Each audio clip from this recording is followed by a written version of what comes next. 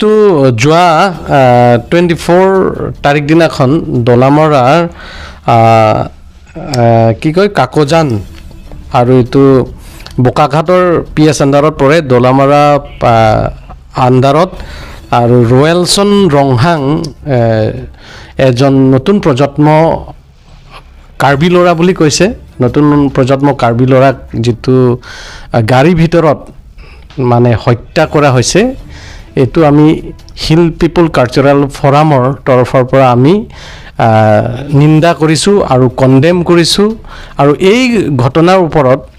উচ্চ পৰ্যায়লৈকে অতি শীঘ্ৰে তদন্ত কৰিব লাগিব বুলি আমি দাবী কৰিছো আৰু তদন্ত কৰি যদি তেখেতক অতি সোনকালে কয়াত্ত কৰিব লাগে এৰেষ্ট কৰিব লাগে এৰেষ্ট কৰি যেটো আইনৰ ভিত্তিত তেখেতকো মানে বিচাৰ হ'ব লাগে আৰু এই কাৰণে যে এছপিচিএফ সংগঠন তৰফৰ পৰা ল এণ্ড অৰ্ডাৰ ফালৰ পৰা অতি শীঘ্ৰে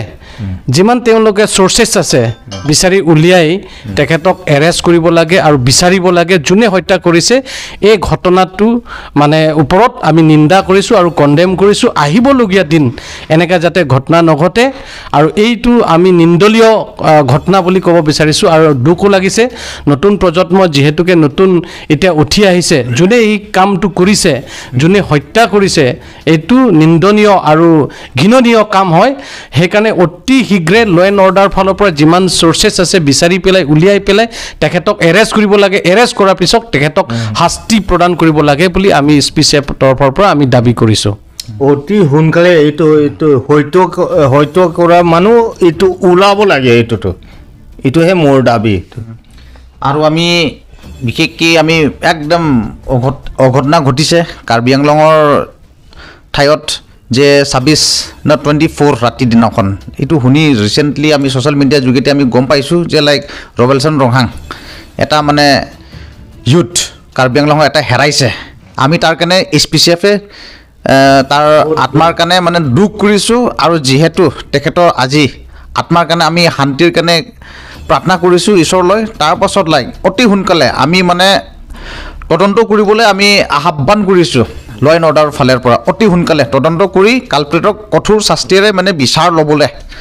অন্যথা এনেকুৱা ঘটনা আমি কোনো দিন আমি এছপিচিএফে পিছ লাভাৰ হয় আৰু আমি তেনেকুৱা আমি নিবিচাৰোঁ এইটো আমাৰ কাৰ্বি আংলঙৰ ভূমিত শান্তি অহাৰ পাছত কোনোবা যদি এনেকা দুষ্কৃতি চক্ৰই যদি এনেকা নিৰ্বাচনৰ আগত এইটো যদি দিছে আৰু ধিক্কাৰ জনাইছোঁ কৰা মানুহবিলাকক অতি সোনকালে ল এণ্ড অৰ্ডাৰে আইন ইয়াত ঢিলা হ'লে নহ'ব অতি সোনকালে এইটো আহ্বান কৰিছোঁ আমি ল এণ্ড অৰ্ডাৰক আৰু আমি শুকুৱাই দিছোঁ যে উইদিন 2-3 ডেজ ভিতৰত আমাক মানে ন্যায় লাগিব এই ৰয়েলছন ৰংহাঙৰ ফেমিলিৰ কাৰণে তাৰপাছত লাইক যি জাষ্টিছ কাৰণে আমি থিয় দিছোঁ ইয়াত যেনেকুৱা ঘটনা আমাক